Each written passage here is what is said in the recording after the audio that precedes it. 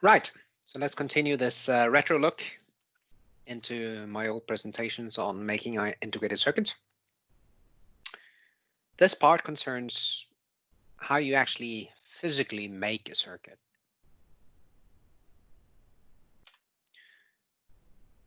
So let's start with the periodic table of elements. I am not a chemist, I have to preface that. So I have a peripheral knowledge on how this works.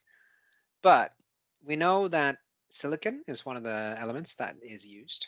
And I see the colors got a bit screwed up here, but silicon is usually the element that's used. And then you have either, I believe it's, I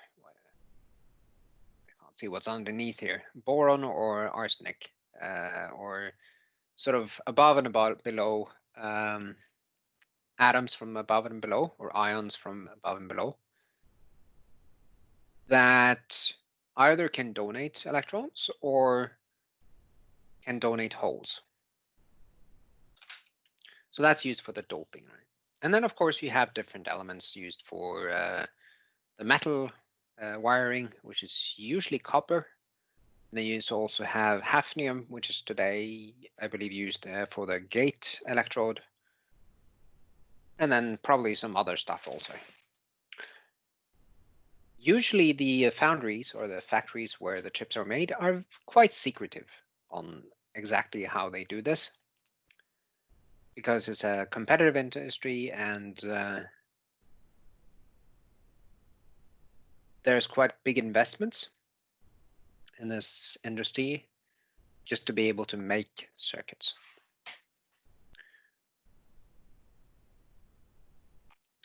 But the fundamental thing for most electronics is silicon.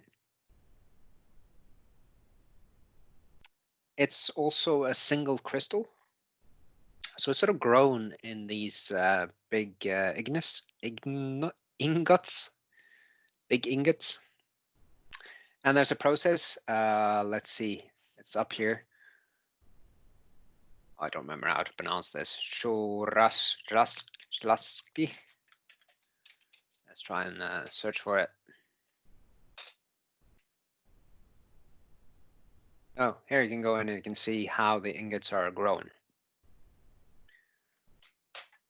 Basically, you end up with these large ingots, and then you can slice them, very thin sort of wafers, and that's sort of the building block. That's what we start with when we make integrated circuits. Now, to be able to put patterns down on the integrated circuits, we have to somehow find a way to write the patterns. One way, and the way that's used for all sort of mass production of wafers, is what's called lithography, or basically, actually, let's see if we can find a definition for lithography, if it has a definition. The process of printing from a flat surface treated so as to repel the ink except for when it's required for printing. Okay, yeah, so that's similar. So the basic concept is that you have something that you can shine a light through and that you can focus down on the wafer, and that you on the wafer have something that can be affected by the light. So today, most technologies will use 193 nanometer light source, so that's a deep ultraviolet.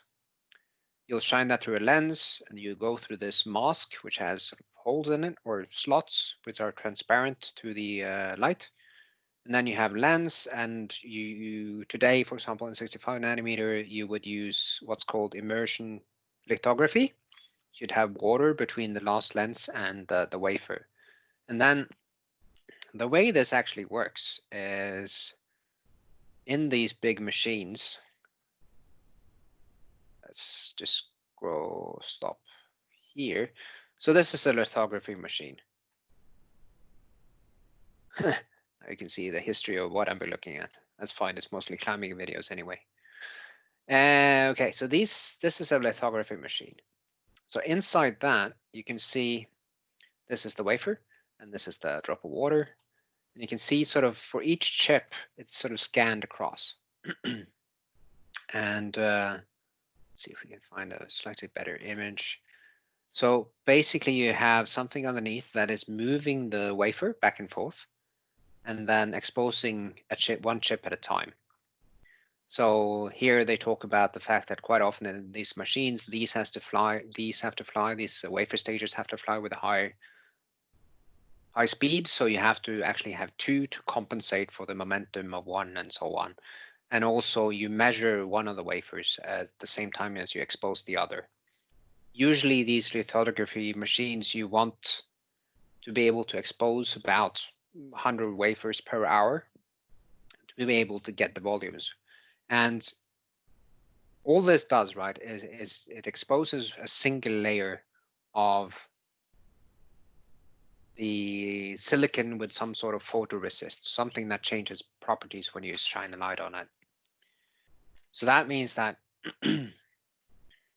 on this sort of photoresist, yeah, we'll get to that. But first, let's talk about the mask. So that's the thing that sits in the middle here.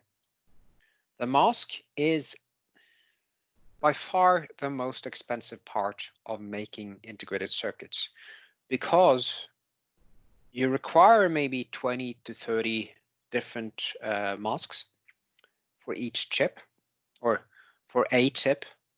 Now, once you have a mask set, so those 30 to 40 masks, then it's easy to copy multiple chips. So you can use the same mask for many, many, many chips. But generating the first mask set is ridiculously expensive. Usually this is done by actually using an electron gun. So you use a beam of electrons to write directly the mask. And the cost actually scales with the technology. So these are old numbers, this for 2011, so this will have gone down over the years. But it's a fair assumption to say that for the latest and greatest technology today, that is 7 nanometer or 5 nanometer, then actually generating the masks and making the mask will be tens of millions of kroners. So that translates to at least well above 1 million US dollars. Now, the reason this is expensive is you have to write it with electron gun, it's a time-consuming process, and so on and so forth. Now, once you have the mask, then today it's pretty common to use the 103 nanometer excimer laser. That's used pretty much for all the technologies down to about 7 nanometers. Although maybe some of the older stuff will have higher wavelengths or longer wavelengths. But this is sort of the basic principle. You have a laser somewhere, it goes through optical stuff, and then it goes through the mask or the reticle, and then some sort of optical shrink, and then you have this stepper that we saw in the video that sort of steps through and exposes every single chip. Now, the tricky thing about these masks is that you know that the sorry, the light source here is 193 nanometer. However, the features that we expose or that we make are smaller. They're about 20, maybe 20 nanometer, or maybe even smaller than that. And that causes a problem, because you will maybe remember from your physics classes this sort of slit experience that you did with a laser. You have this sort of grating and you shine your laser through, and then you see sort of multiple bright spots on the wall. I don't know if you have done that experiment, but it's a nice demonstration of this problem, because as soon as you have slits or slots or sort of things that you want to expose that are smaller than the wavelength of the light, you will start to generate diffraction patterns. And those diffraction patterns means that, for example, if you have one polysilicon gate right next to another polysilicon gate, and they're only a few nanometer apart, that is basically a slit, and this laser light will create an interference pattern on the wafer. Now, turns out that this is just optics. If you know the pattern, then you can compute how the diffraction pattern will look on the chip. Or you can go the other way and you can say, well, I want to generate this blue thing here. That's my drawing, right? That's what I want to get as close to as I can. Well, I know how light works, so I can actually pre-compute how this blue drawing should look on the mask for me to get something that's close. So then we actually make a mask that looks something like the green here, so that when we expose it in a lithography machine, then we get the red pattern. And this is basically called optical proximity correction. So you have to do, for nanoscale technologies or any technology where you have features smaller than the wavelength of the light, you need to start doing this. And that's a pretty intensive calculation. It also means that if you change anything on a mask, you have to recompute the whole thing, because at least within a certain distance. And that makes it quite complicated. Now, there are limits though. So when you get down to around 20 nanometer, even this optical proximity correction is simply not enough. You can't do it anymore. It's too hard to calculate. So to be able to use this 193 nanometer, quite sort of from 20 nanometer and down, so 20, 16, 14, and so on, use either double patterning or maybe even triple patterning. And what that means is that instead of just having, let's say, for example, for the polysilicon layer or the hafnium layer or the gate oxide, not the gate oxide, but the gate electrode on the transistor, they are very, very close. And what you can actually do is you can have something that looks like this. Imagine that you want a pattern that's sort of interleaved like that. What I can do is I can make one mask that looks like that and then expose that, because the distance between this is large. And then I can take another mask and expose that, so that in the end, I get a pattern that looks like this without screwing up with the diffraction patterns or interference patterns and so on. And that's what's called double patterning. That seems like a brilliant idea. However, you need to remember then that you have to take this mask out and you have to put in another mask, and you have to align this stepper motor and this sort of wafer stage within a few nanometers. Otherwise, you get that causes errors in the exposed light. So this is quite complicated, and even some technologies today use triple patterning. So you have 3 mask layers for the most critical layers, and that gets you in a whole lot of problems when it comes to computing which mask should this drawn layer, this polysilicon that I've drawn, sorry, I call it polysilicon, but it's not that anymore, but it's so sticky, the fact that the gate electron on the MOS transistor is a poly. So I'm going to continue to say that, but whenever I say poly, I actually mean whatever the gate electrode or the transistor is.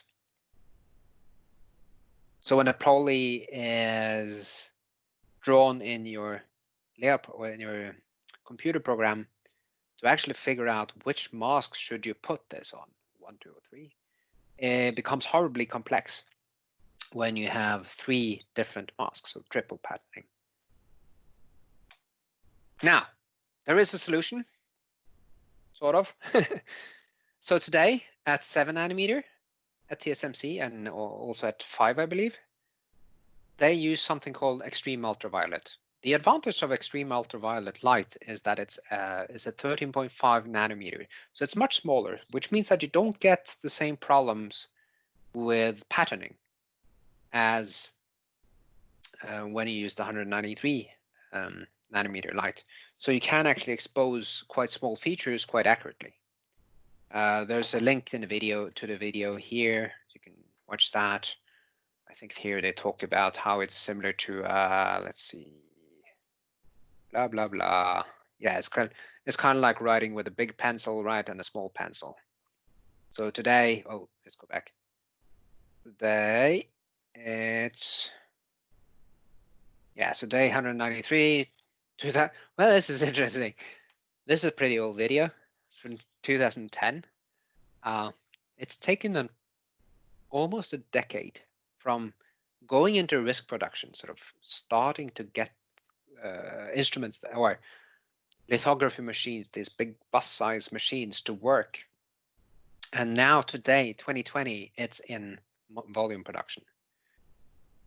And the reason for that is that these are pretty insane systems. I don't know. Yeah, here we go. So in the good old lithography machines, the 193 nanometer thing, you can see it here.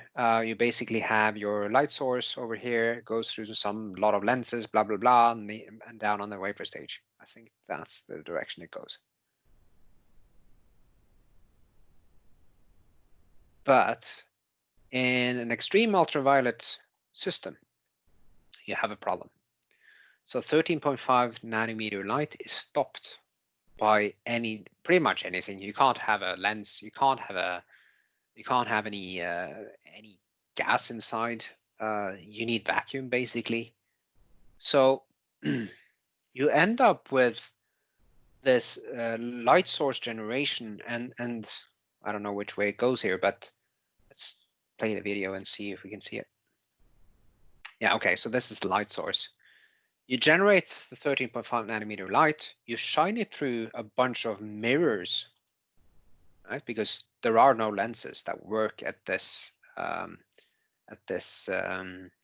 wavelength.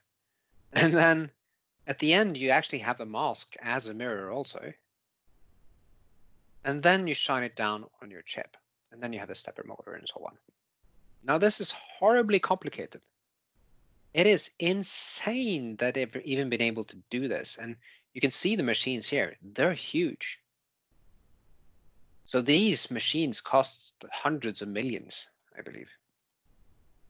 So this is the Dutch company called ASML, which actually have the facilities to generate these type of devices. Okay, let's stop there. But I want to just mention how they, at least how I believe still the UV source is generated.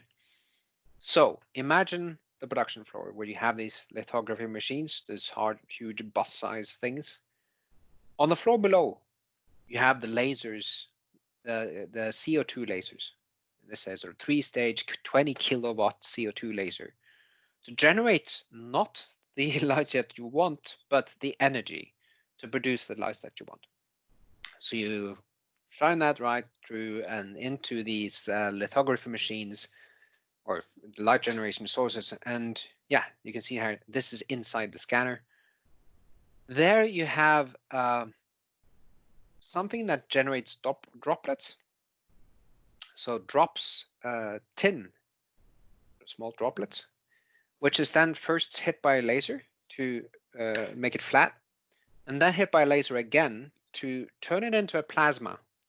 And when that plasma relaxes, then you release the 13.5 nanometer light, which is then collected by this collector and then sent into the scanner. Now, if I remember correctly, actually to avoid sort of tin droplets accumulating on this collector surface, they have to continuously flow a gas across the mirror. So this is horribly complicated, and it's taken a decade to get it into volume production, but it is actually in volume production today, and it's quite cool. So then you have your mask, you shine the light through, and this principle stays the same.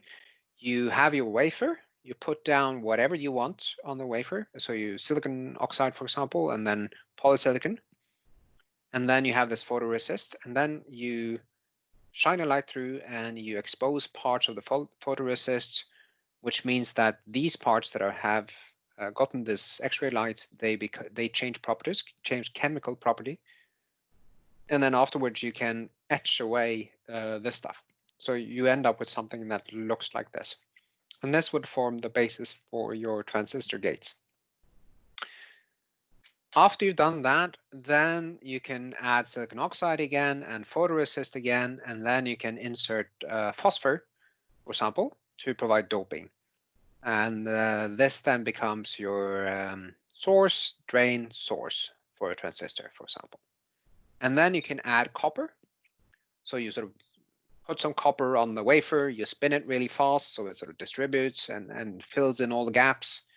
And then you polish the wafer down with something called a chemical mechanical polish, which I believe they also use sort of a plasma etch there, or not a plasma etch, but some sort of plasma processing. So that's actually one of the stages you have to be really careful with as a circuit designer, because these this process that they make to make the metal layers flat, I mean, this thickness here might only be a few hundred nanometers. The process that they have to do to generate that thickness and the uniformity across the chip is using a plasma that actually can induce charge into the system. So you have to think about how do you protect your gates on the transistors from this charge. And also, since they sort of use this sort of type of etching process or chemical mechanical polish, then the thickness of the metal also depends on the density of the metal. So for example, if you have a metal oxide capacitor and you have a very dense area, that becomes thinner.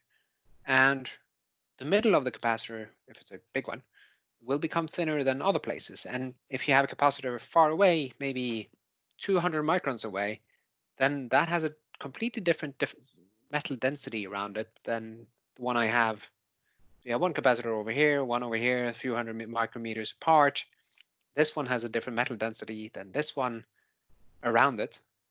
And it'll actually be thinner and then less capacitance. And you have to think about all these things. And to be able to think about it, you actually have to know how the process is done, because this might not be modeled in your simulations.